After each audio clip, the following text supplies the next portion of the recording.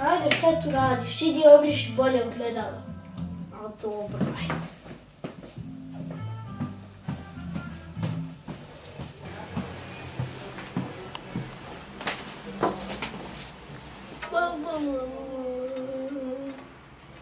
Ništa sam ne radi. A šta radi ovaj?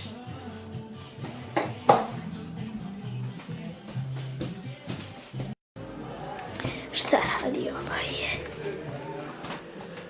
Kako tako? Kako to radiš? Bez krpe? Pa, šta je tebi danas? Ja cijelo jutro razmišljam gdje ću da idem. Jel' tako? Jel li bre? Slušaj, ima da opereš kuću, da obrišeš staklo pred slavu. Jel' ti jasno? Nije mi jasno. Šta? Alo bre, kome ti nije mi jasno? Da si obriso staklo.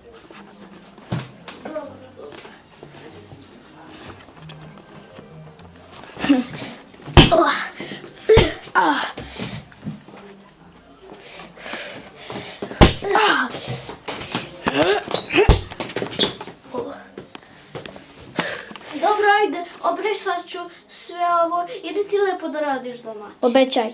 Obećavam. Dobro.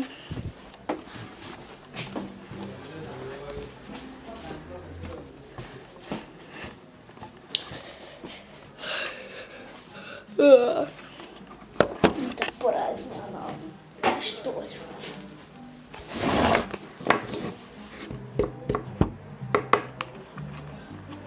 Evo ga.